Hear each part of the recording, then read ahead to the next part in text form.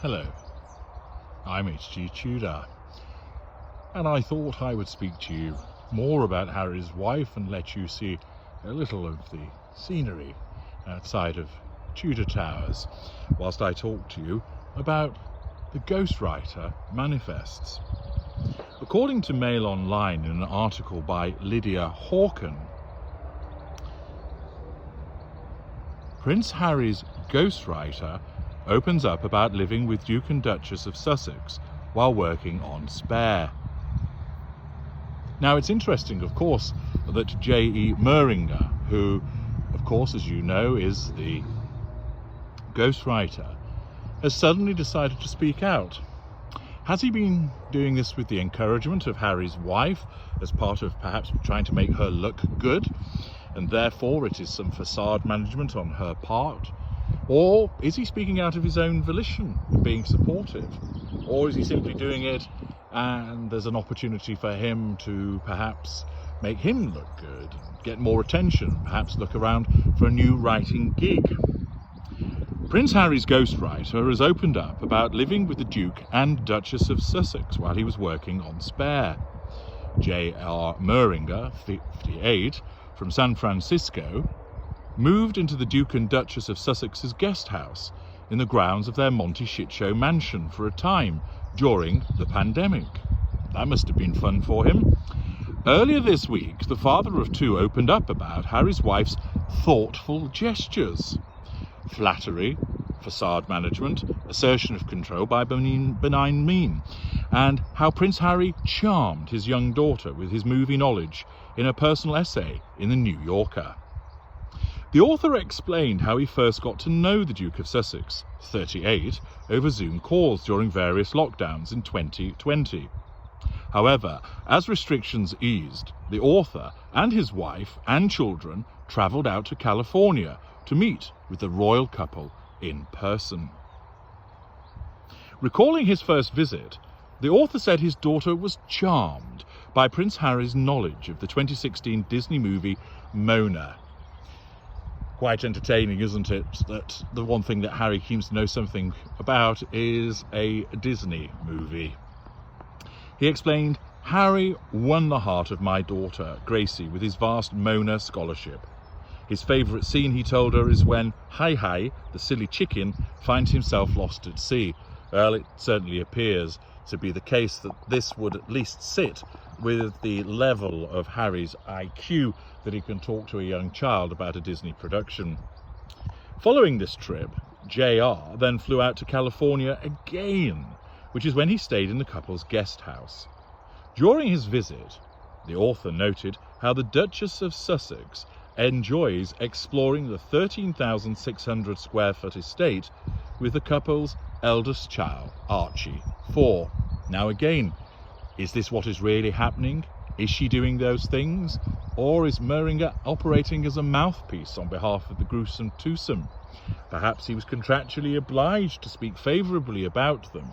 Or is he speaking the truth? Is it the case that Harry's wife does indeed enjoy exploring the estate? Either way, of course, what it does is it attempts to cause a view of Harry's wife that she is kind and spending time with the child. All part, of course, of her facade management. Remember that if this information is accurate, because it's a narcissist that's engaged in this behaviour and it involves other people, it's being done for the pursuit of the prime aims. Moehringer added, "Harry put me up in his guest house, where Harry's wife and Archie would visit me on their afternoon walks." The author says his attentive hostess could tell that he was struggling being away from home for long periods of time. Harry's wife, knowing I was missing my family, was forever bringing trays of food and sweets, the writer said.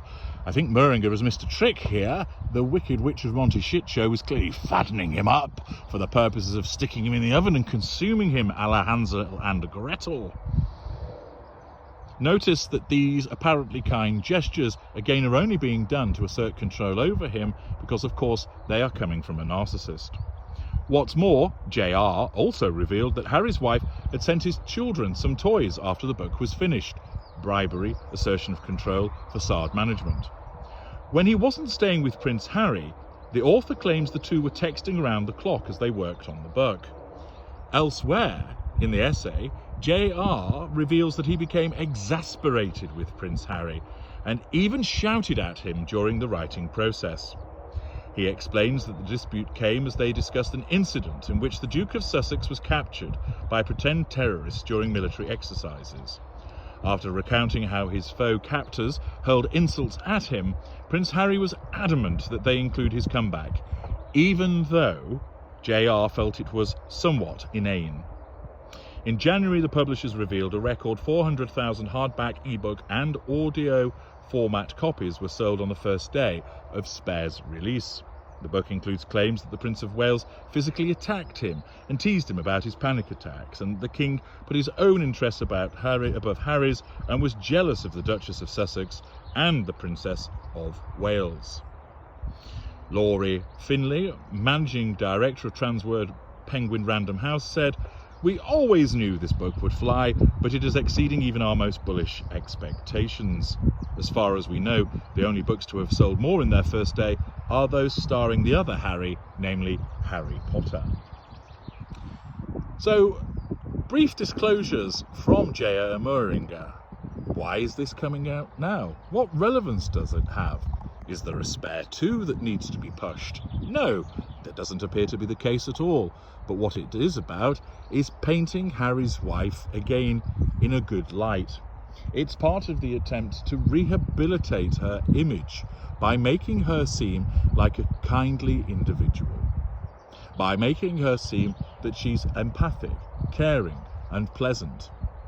Remember, she may well have done the things that have been described by Moehringer. Indeed, I doubt that he's actually lying, and that it was rather the case that she was stuck up and huffy with him.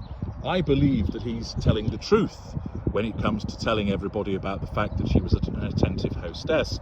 Because remember, that would serve her purposes in order to create a good impression with him, in order to make him like her, in order to cause him to perhaps speak about it at a later juncture, which then makes her look good.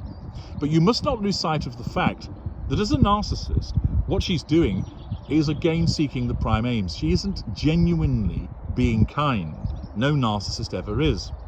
In the same way that I politely answer questions for people, that I treat those that come to me seeking help and assistance with courtesy and professionalism, I only do so because my narcissism recognizes that that's the most effective way of controlling people and drawing fuel from them.